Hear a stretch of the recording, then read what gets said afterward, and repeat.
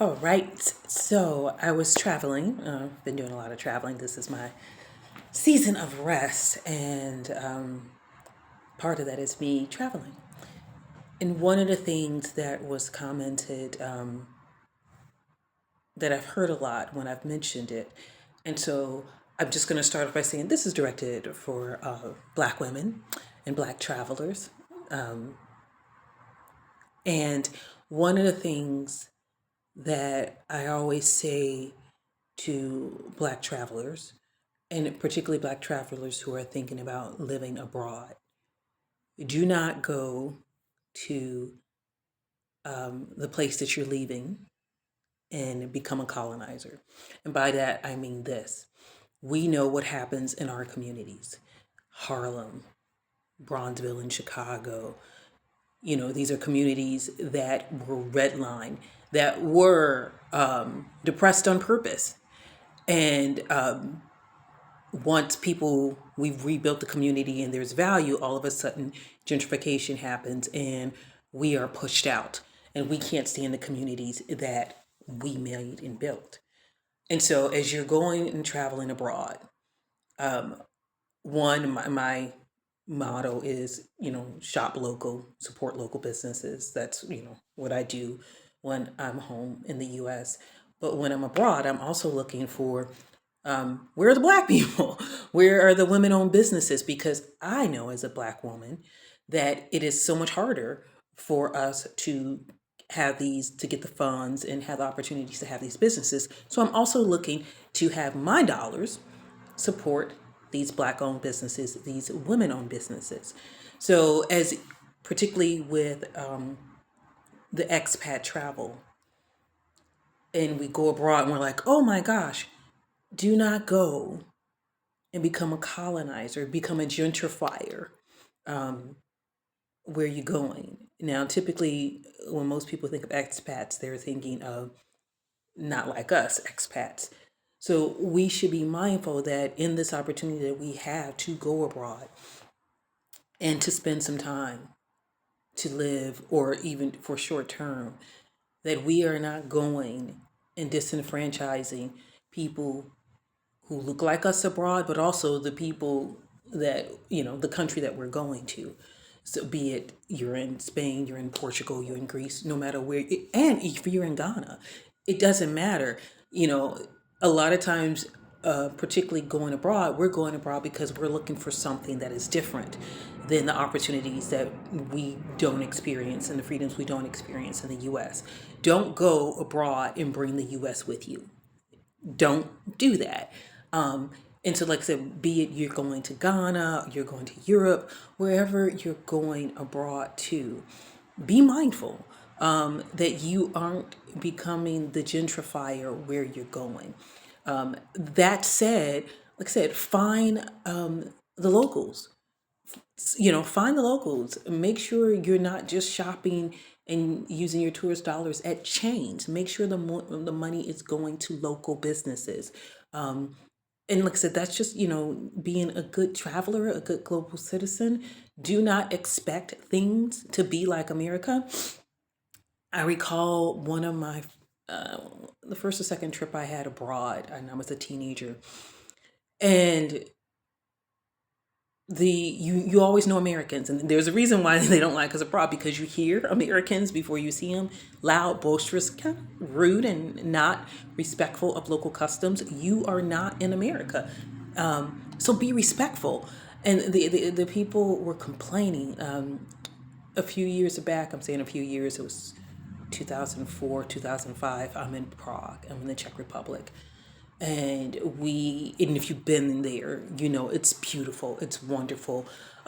We had just seen the church and we had walked the royal pathway, and the church has like literal gold and silver on the walls and stuff.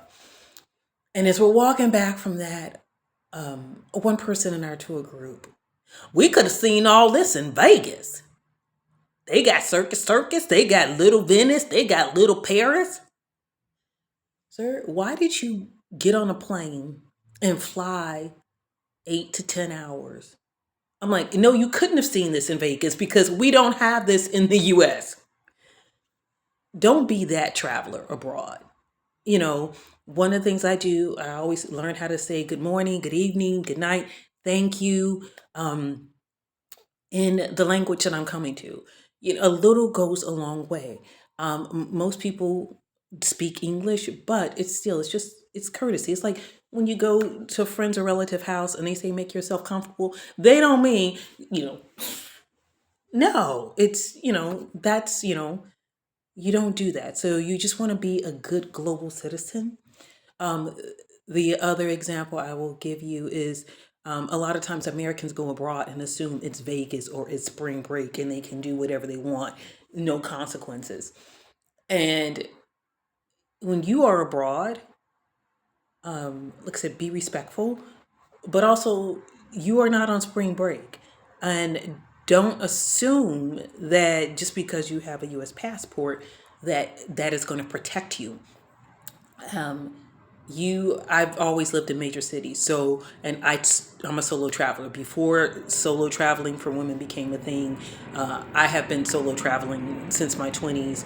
I am over 40, so it's been a minute, and I was solo traveling before we had cell phones. I mean, yeah, we had cell phones, but they didn't have no smart technology. I had maps that I had to navigate, and so I'm like, as a solo woman traveler, I'm like, you need to be aware of your surroundings and all this other stuff.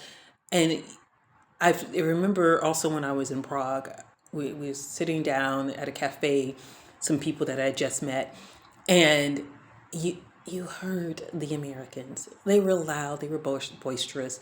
Um, College students are fresh out of college.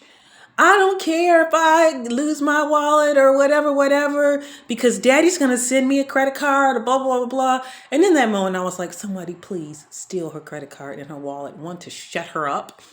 But two, since you think you got it like that, you know, don't go abroad and do crazy stuff that you know you wouldn't do.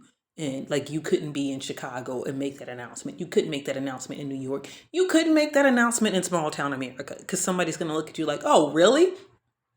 Um, Over the holiday, my family, we came to Lisbon, and my niece, we were sitting down at a cafe, and a gentleman came up. Now, I've lived, born and raised in Chicago, but I've lived in New York for over 10 years. So my patience level is that of a New Yorker. I've kind of always been that way, but even in Chicago, but New York kicked it up. So as soon as the person came up, I'm trying to be patient, trying to be nice, but I can already tell this person wants something. And spiel. It's something about Jesus. I'm like,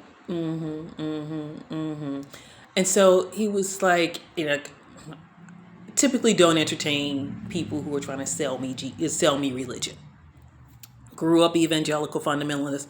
I'm not. I don't want what you're selling. So I don't care what religion it is. That's not how we're doing it. And so my niece, bless her heart, the guy was like, yeah, I just want to pray with you, blah blah blah blah blah. And I'm like, And so he was like, let's bow our head and close our eyes. And I'm like, we have suitcases and stuff. And so my niece bows her head and closes her eyes. And this guy's praying. I'm looking at the suitcase. And as he's praying, some other person comes up to join in the prayer. I was like, mm-hmm. And so eventually, can you make a donation? No.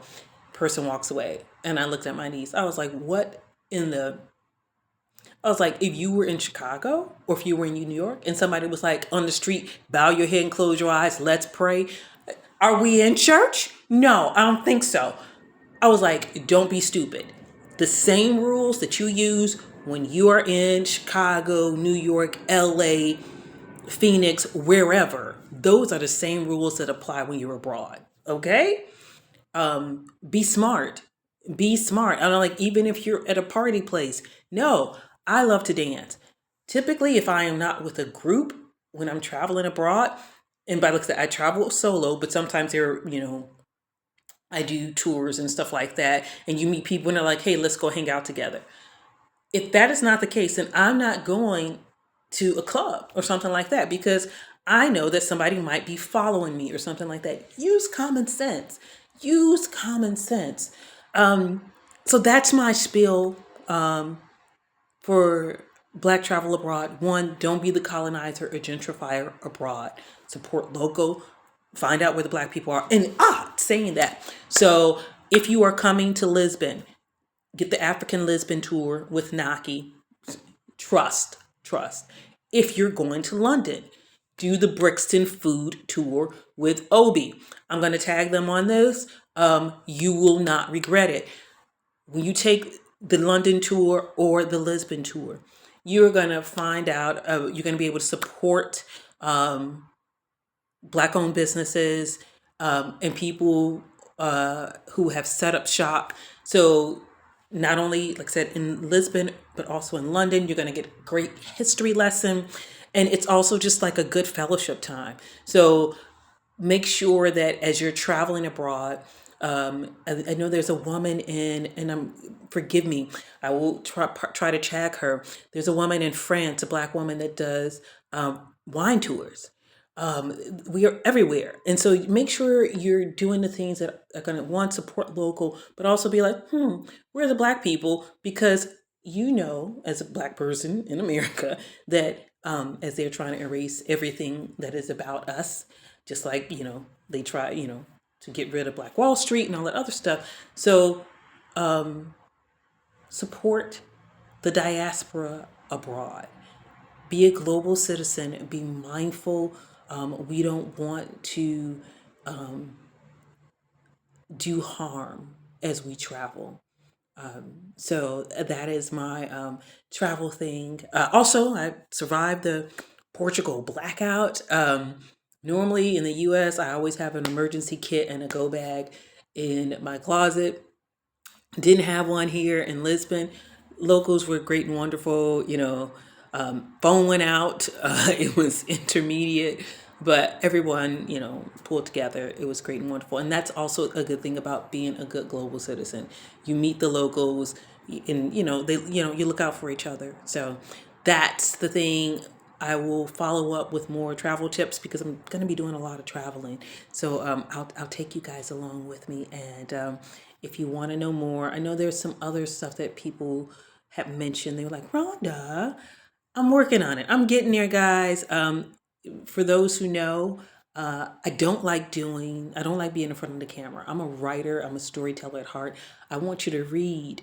And I know that is so old fashioned, but I don't believe that snippets and 240 characters or less is how you learn. So I'm trying to keep the videos to less than 15 minutes, but I will be following up with some articles too. So yeah, be patient with me, guys. I know the lighting is off and all this other stuff. Yeah, I know. But I am not trying to make this perfect. This is you get to see Rhonda how it is. This time I have on makeup. I don't want you guys to see me too bare, but I am hopping out in a little bit. But yeah, I'll be sharing more. Thanks. Bye.